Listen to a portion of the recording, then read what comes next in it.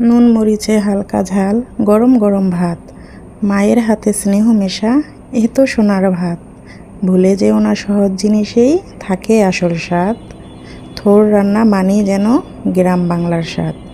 আসসালামু আলাইকুম, কেমন আছেন সবাই?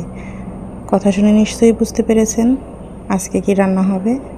আজকে রান্না হবে থোর ভাজি, সাথে থাকবে কাঁঠালের বিচি দিয়ে ডাল রান্না। প্রথমেই থোর কেটে নিচ্ছি। উপরে খোসা ছিল, খোসাগুলো ছাড়িয়ে নিয়েছি। এখন এই যে কেটে নিচ্ছি। এটার ভিতরে আঁশ থাকে, আঁশগুলো ওই যে বের করে নিচ্ছি। আঙুলের মাথায় পেঁচিয়ে কুচি করে নেব।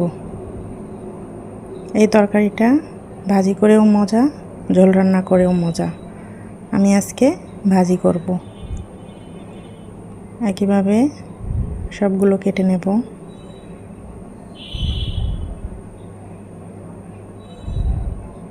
কাটা শেষ, এরপর ধুয়ে নেব। এই রান্নাটা করব চিংড়ি মাছ দিয়ে। চিংড়ি মাছগুলো হালকা হলুদ, মরিচ, লবণ দিয়ে মেখে নিয়েছি, ভেজে নেব।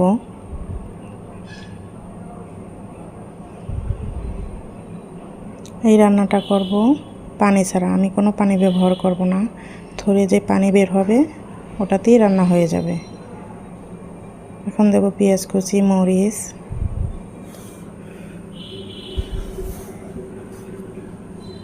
ভেজে নেব।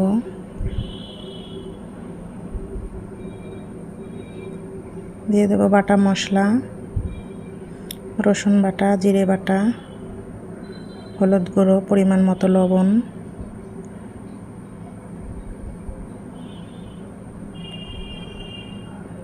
এরপর দিয়ে দেব থোরগুলো দিয়ে ঢেকে দেব। এক পাশে আমি বসিয়ে দিয়েছি ডাল, পেঁয়াজ দিয়ে ডালটা সেদ্ধ করার জন্য বসিয়ে দিয়েছি। আর কাঁঠালের বিচিগুলোও সেদ্ধ করে নেব। ডাল সেদ্ধ হয়ে গেছে, পানি দিয়ে দেব। কাঁঠালের বিচি বেটে পানিতে গুলিয়ে ডালের ভিতর দিয়ে দেব। ডাল বলক আসার পর দিয়ে দেব হলুদ গুঁড়ো। ডালে আমি ব্যবহার করেছি বোম্বাই মরিচ, এটা দিলে একটু ঘ্রাণ আসে ভালো, আমার কাছে খেতে ভালো লাগে। ডালটা কিছুক্ষণ জাল করে নেব।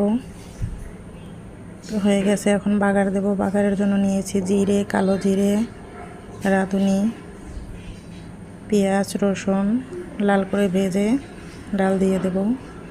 আপনাদের যদি ভালো লাগে আপনারাও এভাবে কাঁঠালের বিচি দিয়ে ডাল রান্না করে খেতে পারেন, অনেক মজা। তো শেষ আমার ডাল রান্না, এখন নামিয়ে নেব। থোর রান্নাটাও আমার প্রায় শেষ। নেড়ে চেড়ে ভালোভাবে পানি শুকিয়ে নামিয়ে নেব। এই থোর শুধু এক টুকরো সবজি নয়, যেন সংসারের ইতিহাস, মায়ের ভালোবাসা আর পুরনো সম্পর্কের মাটির টান। আজকের ভিডিও এ পর্যন্ত। সবাই ভালো থাকবেন। আল্লাহ হাফেজ।